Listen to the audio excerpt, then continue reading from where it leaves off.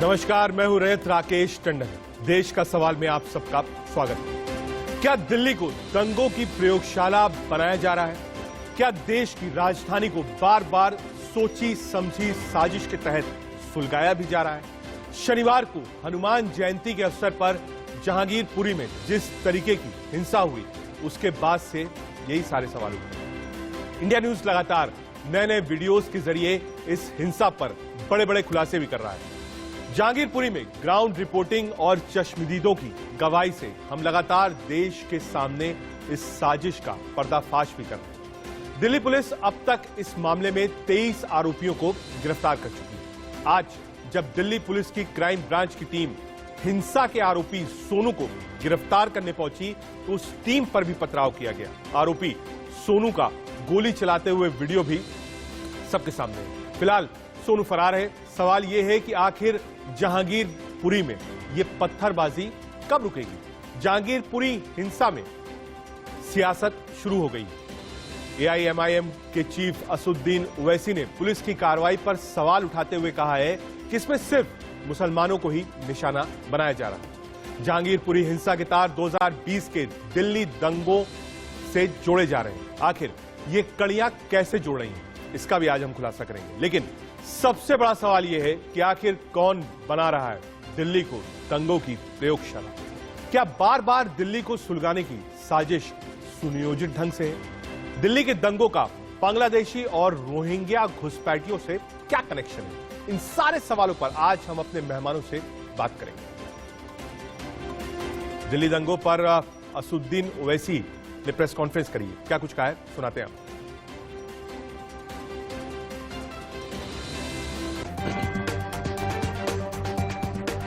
दिल्ली दंगों पर असदुद्दीन ओवैसी का बयान। जहांगीरपुरी हिंसा में एक तरफा कार्रवाई हुई है।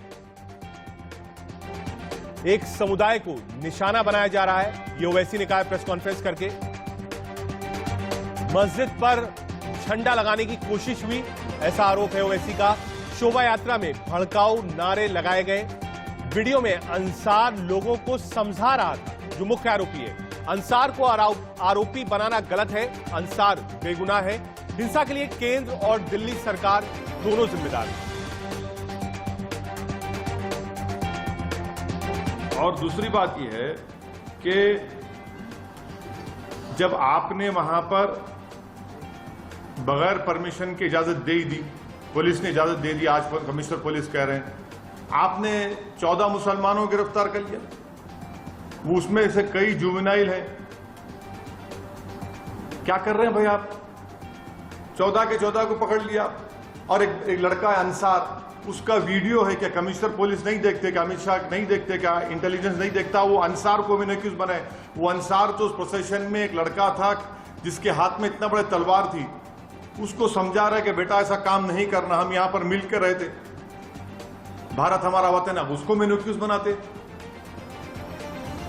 वन साइडेड कार्रवाई हो रही है। अब मैं शुरू से कह रहा हूं कि वायलेंस उसी वक्त होता है, कम्युनल वायलेंस, जब सरकार चाहती है। जब सरकार नहीं चाहती, कम्युनल वायलेंस नहीं होता। तो यहां पर भी सरकार चाहती थी कि वायलेंस हो, आपने वायलेंस होने दिया। आपकी नाक के नीचे तलवारें निकल रहे हैं, गाने बज रहे हैं, प्रोवोकेटिव गाने। असदुद्दीन ओवैसी को आपने सुना। आगे एक और बड़ी खबर। दिल्ली हिंसा पर दिल्ली पुलिस के कमिश्नर का बयान। मौके पर मौजूद पुलिस ने हालात को संभाला था। कमिश्नर साहब का कहना है अब तक 100 उपद्रवियों की पहचान हुई है। अब तक 23 आरोपियों को गिरफ्तार भी किया गया है। 8 आरोपियों का पुराना आपराधिक रिकॉर्ड भी है। पुलिस ने दोनों पक्षों को समझाने की कोशिश की है।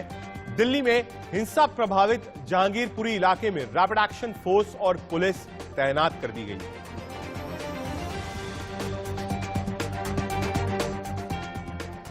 ये दर्शाता है कि पुलिस ने उसमें बीच में रह के दोनों जो पक्ष थे उनको अलग अलग किया और दूर किया, जिसकी वजह से पब्लिक को इंजरी होने में, पब्लिक को इंजरी नहीं हुई।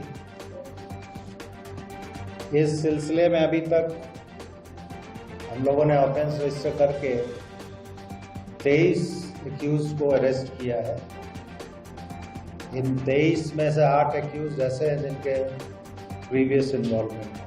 करीब 6:15 बजे प्रोसेशन का जो पिछला हिस्सा है, आगे का हिस्सा निकल गया था, तो पिछला हिस्सा है वहाँ पे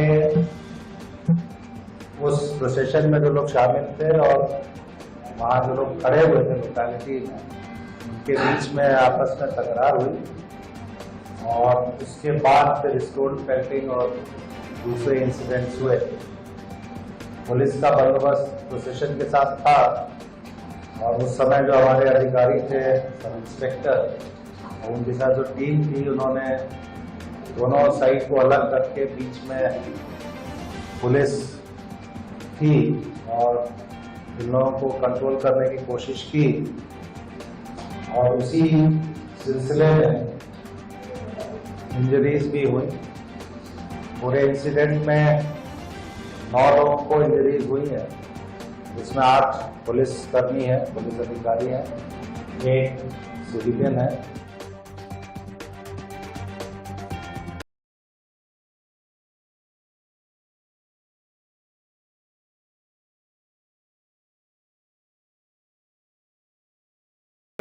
एक जब जांच टीम पर पथराव हुआ है, ये आज की तस्वीरें हैं। जांच करने गए थे, बयान लेने गए थे, उस वक्त भी पथराव हुआ है, यानी ये दूसरी बार पथराव हुआ है जहांगीरपुरी में फोर्सेस के ऊपर।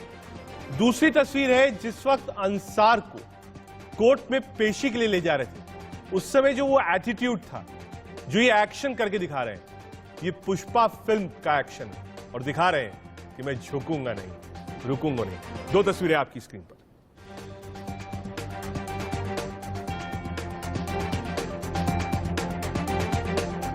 जिस वक्त पुलिस पर पथराव हुआ, उस वक्त इंडिया न्यूज के संवाददाता जतिन गोस्वामी वहां मौजूद थे। रिपोर्ट देखिए।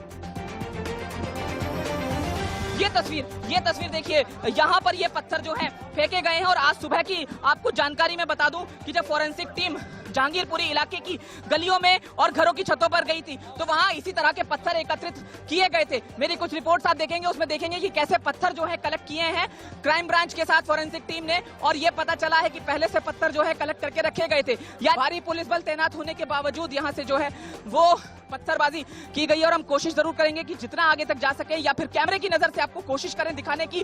वो देखिए गली में मौजूद, और अभी आपको राशिद जी मैं आपको कंफर्म बता रहा हूं कि यहां से कोई ना कोई गिरफ्तारी अभी पुलिस करेगी और वो इंडिया न्यूज के कैमरे पर लाइव होगा। क्राइम ब्रांच की टीम यहां पर मौजूद है। थोड़ी देर पहले जब क्राइम ब्रांच की टीम यहां पर पहुंची तो उन पर पत्थर फेंके गए। जो दर्शक अभी जुड़े हैं उनके लिए मैं एक बार फिर से पवन जी को कहूंगा कि ये तस्वीर दिखाएं। ये प्रयोगशाला कैसी है? क्या ये कोई इत्तेफाक है? पुलिस जांच कर रही है, राजनीति शुरू हो गई, अपने अपने हिसाब से पार्टी बयान दे रही है। ओवैसी साहब का बयान भी हमने आपको सुनाया। हमारे साथ एक लंबा चौड़ा पैनल होगा। हमारे साथ सतीश लखेड़ा जी जुड़ेंगे, प्रवक्ता है भारतीय जनता पार्टी के। हरिशंकर गुप्ता जी जुड़ेंगे, प्रवक्ता है कांग्रेस पार्टी से। धनेंद्र भारद्वाज जी होंगे, प्रवक्ता आम आदमी पार्टी की ओर से। पवन सिन्हा सर हैं हिंदू धर्म गुरु के रूप में। मौलाना हाजिक खान साहब होंगे, मुस्लिम धर्म गुरु। और LN राव साहब होंगे, पूर्व DCP हैं स्पेशल सेल। आप सबका बहुत स्वागत है। हम अपने पैनल की तरफ चलेंगे और एक एक चीज समझेंगे कि राजनीति कहां तक पहुंची है, आग में घी कौन डाल रहा है, दोबारा पथराव क्यों हुआ। वीडियोस को अगर देखिए तो आप किस चीज को इमेजिन कर पाते हैं, दिल्ली में क्यों हुआ, क्या जो सारी सीरीज है वो आपस में जुड़ के दिल्ली पर खत्म होती है या दिल्ली से आगे भी अभी जाएगी। ये सारे सवाल पैनलिस्ट के पास चलेंगे। लेकिन उससे पहले, क्योंकि जहांगीरपुरी में आज फिर पथराव हुआ है, वहां की हालात क्या है ग्राउंड पर, हमारे 2 सहयोगी हमारे साथ हैं। हमारे साथ अजीत श्रीवास्तव हैं और मनोहर केसरी, 2 हमारे संवाददाता हैं जहांगीरपुरी से। सीधे आपको ग्राउंड पर पहले लेकर चलते हैं। नवीन निशांत भी हमारे साथ है, सीधे चलते हैं ग्राउंड पे, नवीन के पास चलते हैं। नवीन, किस पॉइंट पर हैं आप उस भी दिन थे जिस दिन ये जो दंगा भड़का था, पहले विजुअल्स आपने ही भेजे थे इंडिया न्यूज के माध्यम से। आज की स्थिति और उस पहले दिन की स्थिति में, यानी शनिवार रात लगभग 7:30-8 जब आप पहुंचे थे, उन दोनों स्थितियों में अंतर क्या है, पहला। दूसरा, आज फिर पत्थरबाजी क्यों?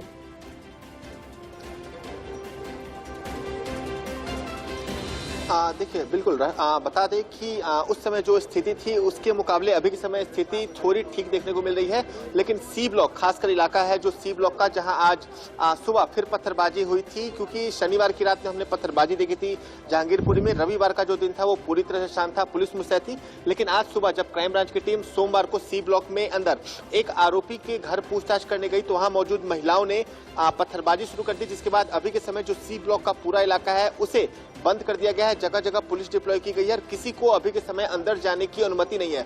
इसके साथ ही दिल्ली पुलिस ने एक और आरोपी को गिरफ्तार किया है, शेख हमीद नाम है उसका, और उसने पूछताछ के दौरान ये बताया है कि उसने वो कबाड़ का काम करता है और उसने पानी जो बोतल्स हैं जिनका प्रयोग किया गया था हिंसा फैलाने में जहांगीरपुरी में, उसकी सप्लाई की थी। जो दिल्ली पुलिस है उसे गिरफ्तार किया। जब उससे पूछताछ की गई तो पता चला कि उसने जो बोतलें हैं कांच की वो सप्लाई की थी दंगाइयों को। तो अब तक दिल्ली पुलिस द्वारा 24 जो आरोपी हैं उन्हें गिरफ्तार किया जा चुका है, जिनमें से 22 की गिरफ्तारी हुई है, तो वहीं जो 2 नाबालिग हैं वो पकड़े गए हैं। तो ठीक है, नवीन आप आपके पास आएंगे, क्विकली अजीत के पास चलते हैं। अजीत, क्या जो आज पथराव हुआ उससे फोर्स बढ़ा दी गई है? क्या वापस जो नॉर्मेलिटी थी जहांगीरपुरी के इस ब्लॉक में, क्या वो वापस आ पाई है या अभी भी टेंशन बरकरार है? अभी भी रजत टेंशन बरकरार है। आपको दिखाएंगे ये वही मस्जिद के पास का इलाका है और अभी भी यहाँ पे पूरी तरह से बैरिकेडिंग कर पुलिस के जो जवान हैं वो यहाँ पे बढ़ा दिए गए हैं। तमाम तरह से और जवान यहाँ पर लगा दिए गए, साथ ही साथ बैरिकेडिंग लगा दी गई है। किसी को भी आने जाने से साफ तौर पर मना कर दिया गया है।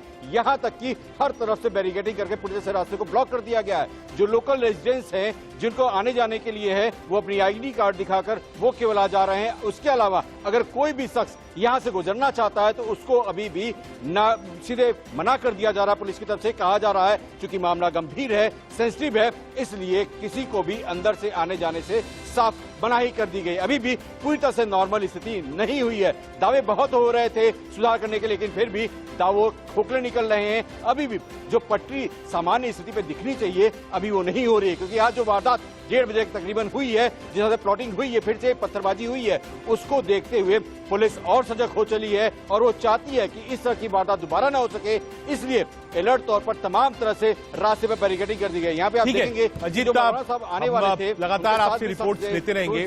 ये ग्राउंड की तस्वीरें हम आपको दिखा रहे थे, जिसमें जब डिस्कशन पर हम जाएं अपने पैनलिस्ट के पास तो ये भी बताएं कि साहब ये पहली बार नहीं, आज भी जब पुलिस गई तो आज भी पत्थरबाजी हुई।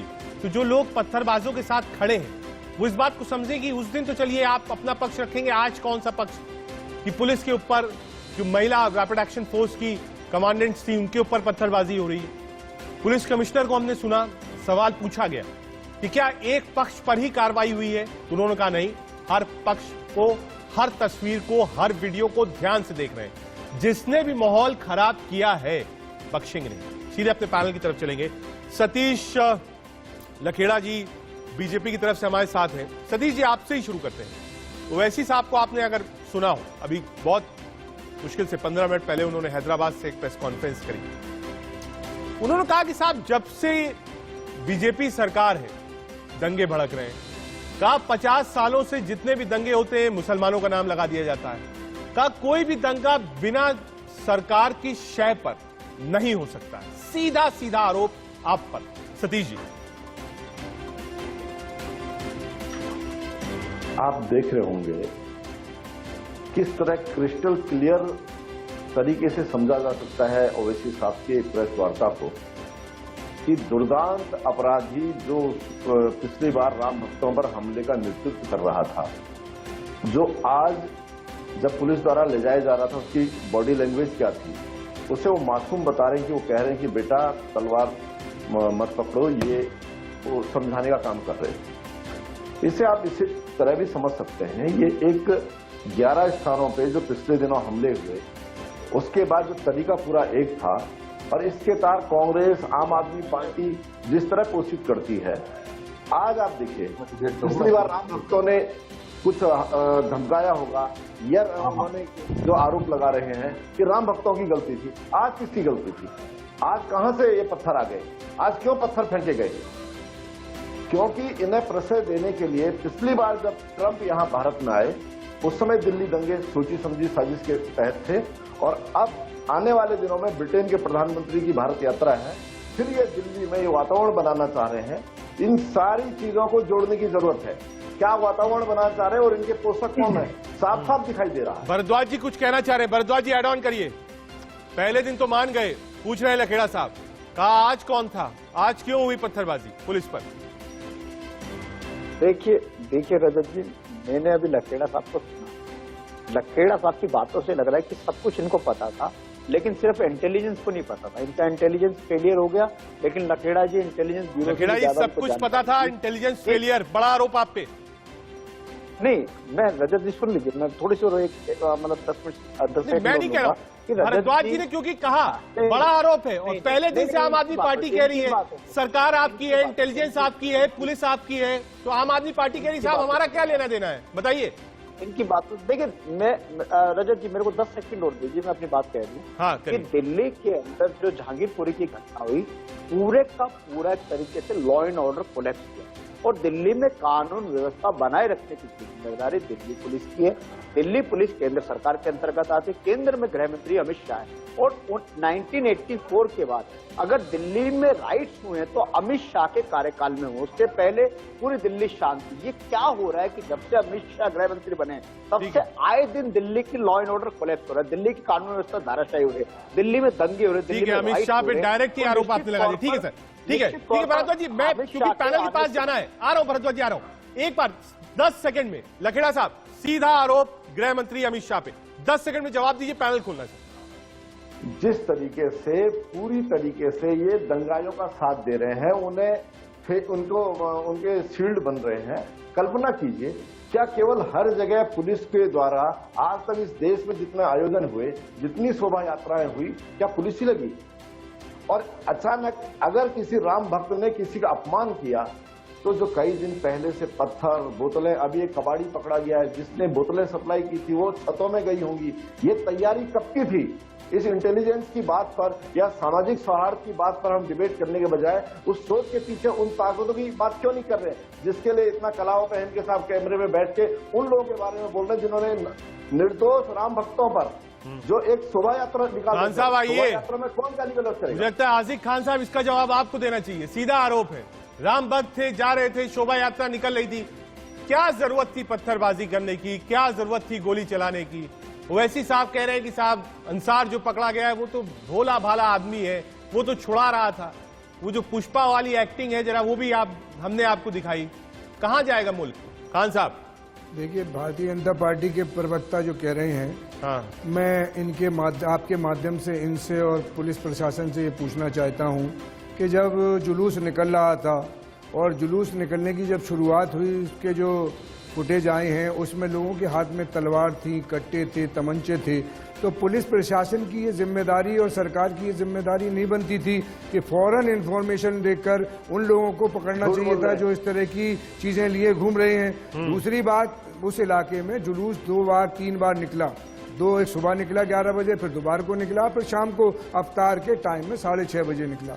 हम जो कहते हैं कि पत्थर फेंकना भी जुर्म है, कट्टा दिखाना भी, तलवार चलाना भी। फिर आज देखिए आप मामला हमारा आपका वही बिगड़ता है, आप डिफेंड करने लगते हैं। हम ये कह रहे हैं कि असलाह चलाते हुए विजुअल है आपके सामने, जब कहिएगा फिर से चलवा दूंगा। पुष्पा वाला जो ड्रामा चल रहा है वो भी विजुअल है, वो भी चलवा देंगे। पत्थरबाजी है वो भी चलवा देंगे, बोतलें चली है वो भी चलवा देंगे, सारे विजुअल सामने। अभी भी आप किसका मुकदमा लड़ रहे हैं? खान साहब किसका मुकदमा लड़ेंगे आप? सब कुछ सामने है, ओपन एंड शट केस है ये। हम ये पूछना चाहते हैं कि कटिहार में भी जुलूस निकला और कटिहार में जो आप दिल्ली में रहिए, खान साहब देखिए दिल्ली की बात है, दिल्ली में रहिए ना, मैं आपको खरगोन ले जा रहा हूँ ना मैं आपको राजस्थान ले जा रहा हूँ, दिल्ली की बात करो, दिल्ली की बात करिए। जो जुलूस कमेटी है उसकी जिम्मेदारी बनती है। कटिहार में जुलूस कमेटी ने जब देखा कि उनका जुलूस मस्जिद के बराबर पहुंचा तो उन्होंने मानव श्रृंखला बना के मस्जिद के आगे जुलूस को निकलवाया। जुलूस में शरीक लोगों ने, आप भी निकलवा देते, आपने क्यों लड़ाई करी? बरसा रहे थे नोएडा, आप भी तो ये काम कर सकते थे दिल्ली के अंदर। कौन आप भी कहते मानव श्रृंखला बना दीजिए साहब, जाने दीजिए राम। अरे पुलिस जो है नहीं जाने देंगे, बोतल मारेंगे, पत्थर मारेंगे, तलवार निकालेंगे, असलाहा निकालेंगे, सब कुछ निकाल लेंगे और अब आप मुकदमा लड़ेंगे? क्या ऐसे होगा खान साहब, बताइए। राकेश जी, देश हिंदुस्तान का दिल्ली दिल है और इस दिल को जलते हुए देखने वाले वो गुनाहगार हैं। मैं ये कहता हूं कि मुसलमान अगर पत्थर फेंक रहा है वो गुनाहगार है, और हिंदू अगर तलवार दिखा रहा है पत्थर फेंक रहा है वो भी गुनाह है। मुजरिम बराबर के हैं, किसी एक को मुजरिम और एक को मुंसिफ नहीं बनाया जाएगा। गलत गलत को कहेंगे, और जो लोग गलत को गलत नहीं कहते वो देश के हित में नहीं है, देश के नुकसान पहुंचाने वाले, देश के लिए कैंसर है। ठीक है, हरिशंकर गुप्ता जी, कांग्रेस पार्टी।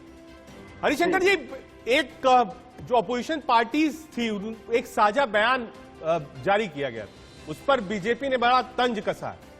कहा वो कांग्रेस का रिजिम भी याद कर लीजिए, जब जहां जहां किस किस समय वो दंगे हुए थे, साहब सबका जिक्र है, और नड्डा साहब ने उसका रिप्लाई भी किया है। तो कांग्रेस को भी एक आईना दिखाया है कि साहब अपना समय याद रखिए, कोई बहुत पाक साफ नहीं था। रजत जी, मैं बिल्कुल साफ कहना चाहता हूं कि कम्युनल वायलेंस कोई आज नहीं है। कम्युनल वायलेंस की हिस्ट्री तो सैकड़ों साल पुरानी है, और ये कम्युनल वायलेंस हिंदुस्तान में या हिंदुस्तान के अलावा किसी और देश में जहां पर ये होते रहे हैं खत्म होंगे ऐसा भी नहीं हो सकता। लेकिन प्रशासन की जिम्मेदारी है कि उनको बिल्कुल दबा के रखना, उनको कम से कम रखना। कांग्रेस पार्टी ना तो कभी कम्युनल वायलेंस के समर्थन में रही है, ना कभी दंगा के समर्थन में रही है, ना दंगाइयों के साथ में रही है। हाँ। कांग्रेस का एकमात्र काम यह हुआ किसी सच्चाई को जानते हुए कि कम्युनल वायलेंस जो है वो धार्मिक उन्माद है, उसको दबाने की कोशिश की है। कांग्रेस ने हमेशा उसको दबाया है। कुछ कह रहे हैं लखेड़ा साहब, हमेशा उसको गुप्ता जी रखा है। हाँ, गुप्ता जी कुछ कह रहे हैं, मैं सुन नहीं पाया। गुप्ता जी आप जरा सुनिए, कुछ कह रहे हैं लखेड़ा जी। गुप्ता जी, लखेड़ा जी क्या कहेंगे?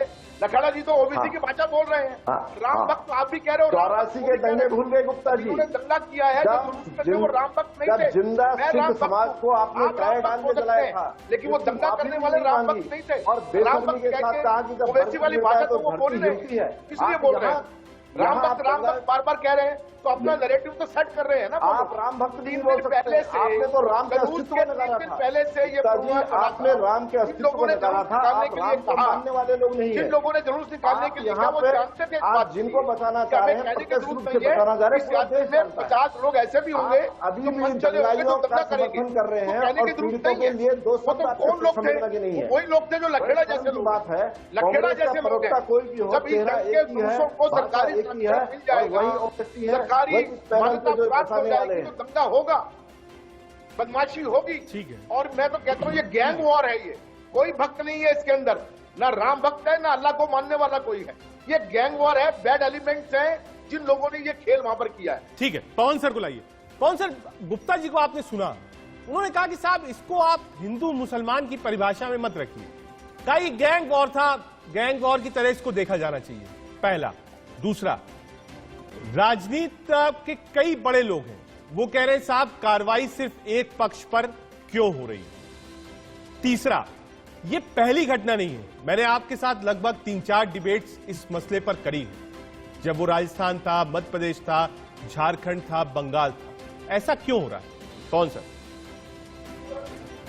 देखिए, मैं अपने लर्नेड पैनल से ये विनम्र दरखास्त करूंगा कि जो रजत जी के प्रश्न हैं उसी पर हम लोग आज बने रहें, क्योंकि ये जरूरी है इस वक्त देश के लिए। पहली चीज, ये गैंग वॉर नहीं है, किसी भी हालत में गैंग वॉर नहीं है। अगर ये गैंग वॉर होती तो छतों पर पत्थर नहीं होते, अगर ये गैंग वॉर होती तो गैंगस्टर्स के नाम सामने आते।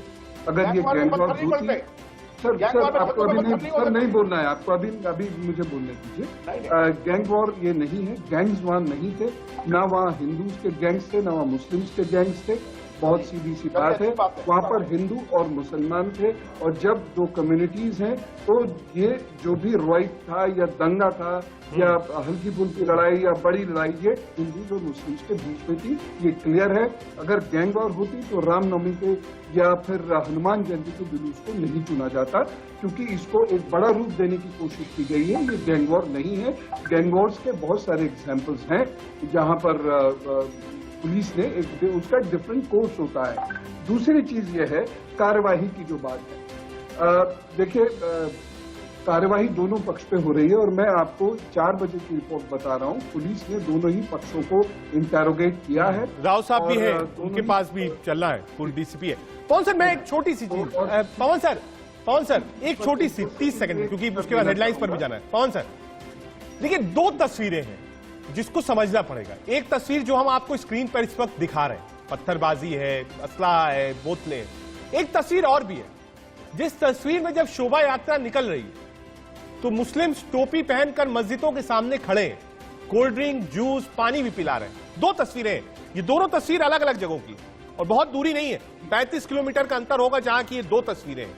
तो ये कहना कि साहब हमेशा बखेड़ा मुसलमान खड़ा कर देते हैं, जो एक लाइन चल जाती है उससे भी दिक्कत, मैं इसको गलत मानता हूं। दोनों तस्वीरें हैं आपके सामने, दोनों तस्वीरें, एक में जूस भी सर्व हो रहा है, पानी भी दिया जा रहा है, फूल भी बरसाए जा रहे हैं। देश में कई कोनों में ऐसी भी तस्वीर आई है। तो ऐसे में जो ये अलगाव की पीड़ा बढ़ती जा रही है, इसको कैसे कम करेंगे आप? देखिए, इसमें दोनों पक्षों को सामने आना पड़ेगा। पॉलिटिशियंस कुछ समय के लिए हटे, जो एक वक्त में जो ट्रैक टू डिप्लोमेसी अडॉप्ट की गई थी, उसी तरीके से एक ट्रैक टू जो एक सिस्टम ऑफ सोसाइटी को अडॉप्ट करना पड़ेगा। पॉलिटिशियंस बीच में से हट जाए, आधी ज्यादा चीजें ठीक होने लग जाएंगी। पॉलिटिशियन हट जाए, ठीक है। आ रहा हूं, कौन सर आ रहा हूं, एक मिनट। एलएन राव साहब के पास चलना है, जैसे समझना है कि तफ्तीश कहां तक पहुंची है। पूर्व डीसीपी स्पेशल सेल हमारे साथ हैं। राव सर, हमने आज कमिश्नर साहब को सुना, उन्होंने कहा जो एविडेंस है वो खंगाल रहे हैं, उन्होंने कहा जो सोशल मीडिया पे फुटेज है वो देख रहे हैं, गिरफ्तारियों की बात हुई, दोनों पक्षों की बात हुई, कहा किसी को बख्शा नहीं जाएगा। लेकिन उसके बाद आज फिर पथराव हुआ है, फॉरेंसिक टीम आज जाती है। कुछ सवाल एक वर्ग दिल्ली पुलिस पर भी खड़ा कर रहा है। कहा जब शोभा यात्रा निकलनी थी तो उसकी इंफॉर्मेशन दिल्ली पुलिस के पास थी, तो जो प्रबंध होने थे वो क्यों नहीं हुए? राव सर देखिए, ये बात सही है कि जब शोभा यात्रा निकलनी थी तो उसकी परमिशन बाकायदा पहले से होती है। हाँ। अचानक नहीं हुआ, ये कोई अचानक कोई प्रोग्राम नहीं था। इसमें पहले से परमिशन ली जाती है। जो भी प्रोसेसन निकालने वाले वो एप्लीकेशन देते हैं, कॉम्पिटेंट अथॉरिटी डीसीपी वहाँ का एरिया का, वो उनको परमिशन देता है। परमिशन में कंडीशंस होती हैं कि तुम ऐसे करोगे, इतने आपके वॉलंटियर्स होंगे, ये सुरक्षा के उपाय होंगे आपके। और इसके साथ साथ जो अभी जो बात कर रहे हैं इन्वेस्टिगेशन की, इन्वेस्टिगेशन में साक्ष्यों के आधार पर इन्वेस्टिगेशन होती है। जब से आपसे कल से देख रहे हैं कि एफएसएल की टीम सबूत जुटा रही है, सीसीटीवी फुटेज खंगाली जा रही है, मोबाइल फोन के डंप डाटा दिए जा रहे हैं, एक एक वीडियो को देखा जा रहा है कि कौन आदमी है। तो इनका ये कहना कि एक ही पक्ष के आदमियों को गिरफ्तार किया बिल्कुल गलत है, निराधार है। पुलिस अपनी तरफ से जो इन्वेस्टिगेशन करती है वो बिल्कुल ही निष्पक्ष होकर करती है, साक्ष्यों के आधार पर करती है। तो किसी को यह तकलीफ होगी एक ही समुदाय के आदमी अरेस्ट किए, बिल्कुल गलत है ये बात। इसमें आपने देखा होगा अभी 21-22 लोग अरेस्ट हुए हैं। उसमें ये बात सही है कि ज्यादातर लोग मुस्लिम समुदाय के हैं, वो इसलिए हैं कि उनकी गलती ज्यादा है, उन्होंने ज्यादा पथराव किए हैं। अब आप देख लीजिए, आज जो पुलिस टीम पर भी पथराव करने से जो नहीं चूके हैं, तो उनका आप क्या, उनके बारे में क्या आप बात कर सकते हो? उनको पुलिस का कोई डर भय ही नहीं है, कानून व्यवस्था पे कोई उनका विश्वास नहीं है, कानून व्यवस्था पे उनका कोई ये नहीं है कि अभी देखिए पुलिस इन्वेस्टिगेशन कर रही है। पुलिस अधिकारियों पे पथराव फेंकना एक और कानूनी जुर्म है, ये मैं बताता हूँ। पुलिस अगर चाहेगी, और या मेरे ख्याल से फॉरेंसिक टीम क्या करेगी राव साहब? जो आज फॉरेंसिक टीम वहां गई है, जो मस्जिद में भी गई है, दिया है, फॉरेंसिक टीम क्या करेगी 2 दिन बाद? फॉरेंसिक टीम बिल्कुल अपने हिसाब से जो एविडेंसेस होती हैं वो इन्वेस्टिगेशन टीम को मदद करेगी। जो फिजिकल एविडेंस, जो सबूत है वहां पर पथराव किया हुआ है, कहीं बहुत इंपॉर्टेंट बात, कहीं कुछ और कोई जो सबूत इकट्ठे करने में मदद करेगी। राव साहब रहिए, फॉरेंसिक टीम क्या करेगी ये भी आप समझेंगे। आलोक सर के पास भी चलेंगे कि इस पर राजनीति कैसे तेज हो रही है।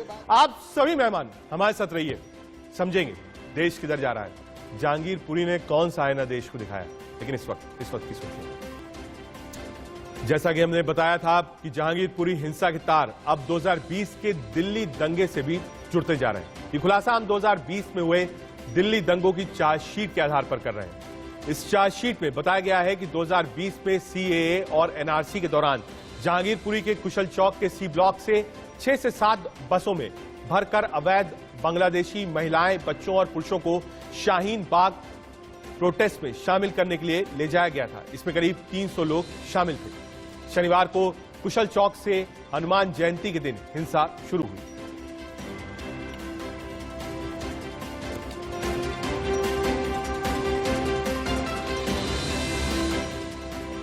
सीधे अपने पैनल की तरफ चलते हैं। आलोक सर, आपसे शुरुआत हेडलाइंस के बाद।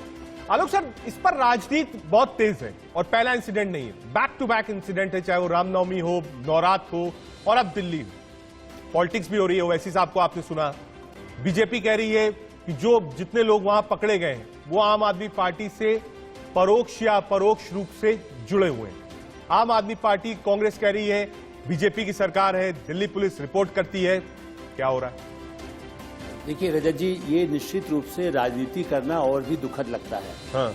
मेरा ये कहना है, जैसा अभी हमारे मेहमान कह रहे थे, कि केवल हिंदू मुस्लिम कहना इसलिए ठीक नहीं है। उस समुदाय के लोग जब वहां पर उनको कोई भड़काता है, मासूम बच्चे, आप देखिए जिस उम्र के लोग पत्थर फेंक रहे हैं, जहां इकट्ठा हुआ, बल्कि जिस इलाके से जुलूस नहीं था, आपने अपने यहाँ भी चले हैं कई इस तरह की खबरें जिसमें दिखाया गया है, हाँ। उन मोहल्लों में जाकर के तोड़फोड़ करना, जलाने जैसी घटनाएं हुई है। इसका मतलब है कि कोई इनको भड़काने के कोई ऐसे तत्व हैं जिसके लिए मुझे लगता है कि सब पार्टी को एक होना चाहिए, कह करके कि हाँ जांचो आप। और हम भी तो यही कह रहे हैं कि दिल्ली में मैं 50 साल से रह रहा हूँ रजत जी, इस तरह की घटनाएं जो पिछले, जिसका आपने जिक्र किया शाहीन बाग, और ये जिस तरह की घटनाएं हो रही है पहले नहीं होती थी। कोई बड़ा कोई घटना हो जाए बात अलग है, या कोई किसी मोहल्ले में एक में सीमित हो जाए, लेकिन इस ढंग से बाकायदा प्रायोजित जैसा लगता है, जिसमें, और मैं नहीं कह रहा हूँ, हो सकता है इस रामनवमी के जुलूस में कुछ लोग पहले से घुस गए हों। पीएफआई का नाम आपने अभी इसके कुछ हमारे संडे गार्जियन ने आज इस पर रिपोर्ट भी छापी है अपने संस्थान के ही, और डिटेल में इस पर और भी जांच हो रही है।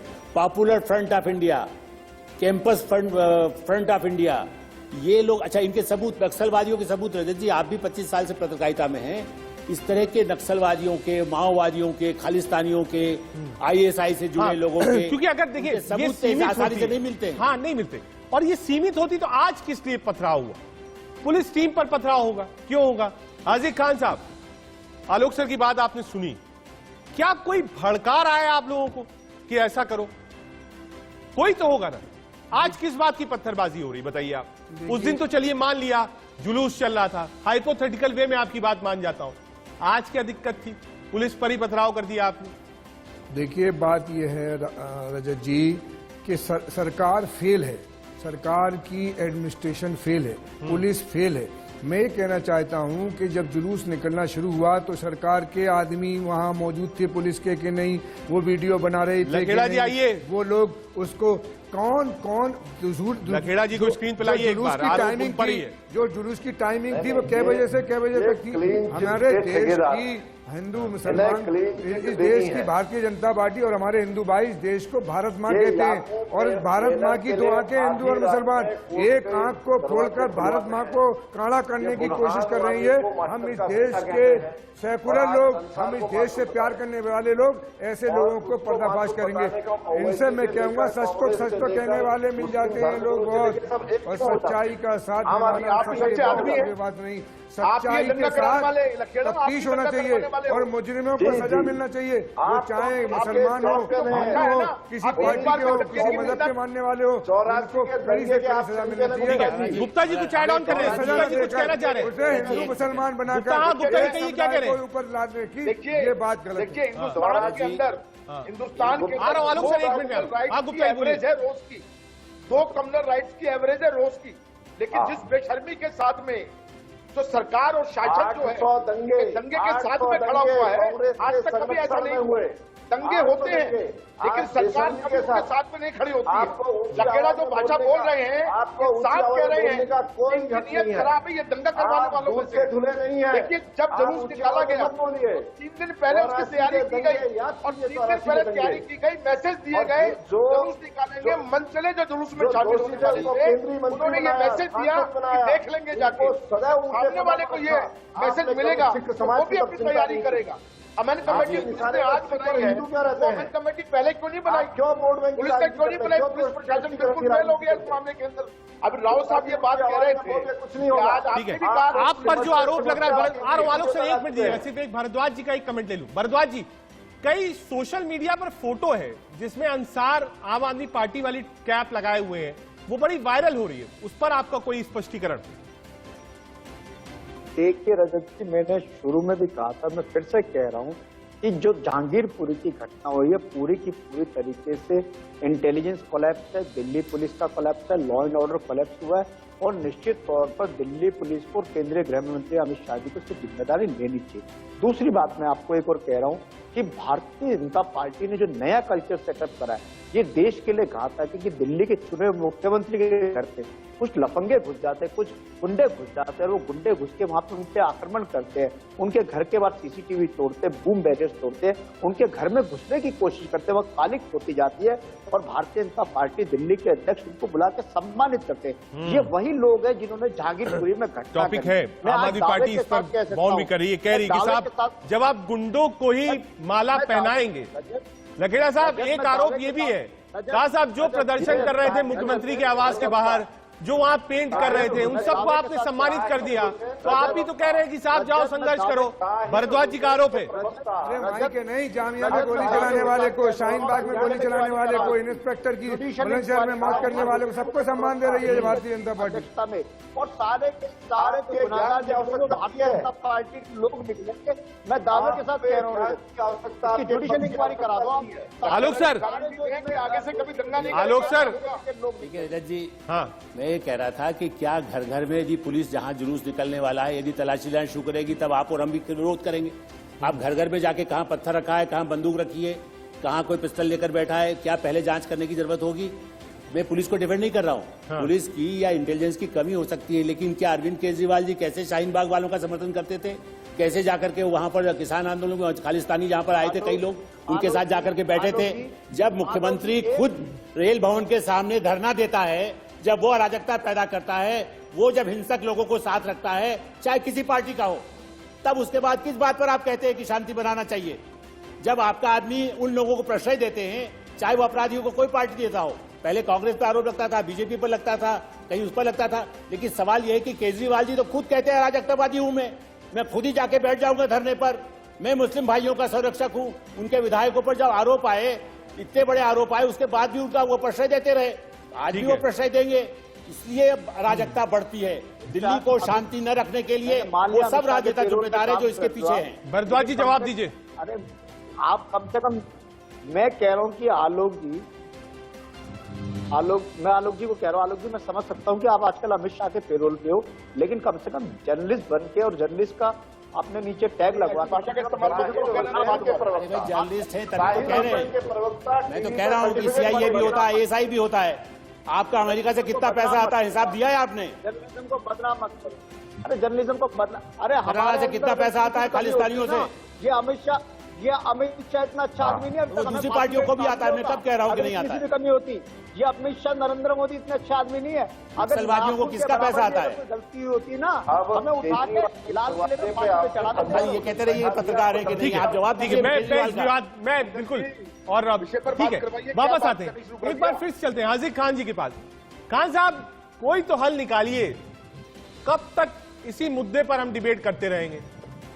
कोई तो मुद्दा बदलेगा, कोई तो वक्त बदलेगा। जो अच्छी वाली तस्वीर है गुलदस्ते वाली, वो कैसे आएगी? हल तो ये है रजत जी कि हमारे देश के पॉलिटिशियन, सारी पार्टियां, सारे एडमिनिस्ट्रेशन, हमें पहले भारतीय बनना होगा। हम भारतीय नहीं हैं, हम भारत के साथ धोखा कर रहे हैं। भारतीय वो है जो भारत के हर नागरिक से मोहब्बत करे, चाहे वो किसी मजहब का मानने वाला हो, और अदलो इंसाफ करे उसके साथ। ये अभी जो हमारे मुल्क में अमेरिका के विदेश मंत्री और डिफेंस मिनिस्टर आए, तो उन्होंने क्या कहा हमारे विदेश मंत्री और डिफेंस मिनिस्टर से कि आपके यहाँ मानव अधिकार खनन हो रहा है। उसको हम नहीं मानते, दुनिया में जा रही है बात, उसको हम नहीं मानते। हमने पुरजोर तरीके से उसका जवाब भी दे दिया है। वगैरह ही जवाब दे दीजिए आप भी, सतीश जी। आज सतीश जवाब दे दिए, हम उसको नहीं मानते। बाहर का आदमी आके हमको सिखाएगा क्या हो रहा है, हम नहीं मानते। अमेरिका वाला जो सिखाएगा न्यूयॉर्क में हर चौथे दिन क्या होता है, हम उस पर नहीं जाएंगे। खान साहब, ये देश हमारा है, जो भी बात है हमारे आपस के बीच की है। बाहर वाला कहेगा नहीं मानेंगे। लखेरिया जी समझाइए जरा। मुझे 2 मिनट दीजिए। हाँ बिल्कुल लीजिए। 1 मिनट हाँ लीजिए। देखिए, उसी डिबेट में जब अमेरिका के विदेश मंत्री ने स्टेटमेंट जारी किया, वहीं पे ईंट का जवाब पत्थर से हमारे विदेश मंत्री ने दिया। मगर इन्हें भारत की मान मर्यादा के शब्द अच्छे नहीं लगते हैं। ये कभी भारत के थे नहीं, न कभी इन्होंने भारत की बताएं को दिया विदेश मंत्री ने जवाब। झूठी बात कहकर बाद में सम्मान नहीं मिल सकता। अल्लाह ने कहा लानतुल्लाह अलल काज़िमीन, झूठे पे अल्लाह की लानत हो, चाहे मैं कहूँ या कोई और कहे, उस पे लानत अल्लाह की, और आज नहीं तो कल पड़ेगी उस पे लानत। रजत जी, वो गर्व की बात है कि हाँ साहब, एक मिनट लखेरा जी अपनी बात पूरी कर लीजिए आप पहले। हाँ लखेरा जी बोलिए। रजत जी एक मिनट दीजिए ना। भारत के विदेश मंत्री ने ईंट का जवाब पत्थर से दिया, जो उनके मुंह पे तमाचा मारा वो इन्हें अच्छा नहीं लगा। ये किसके प्रवक्ता हैं?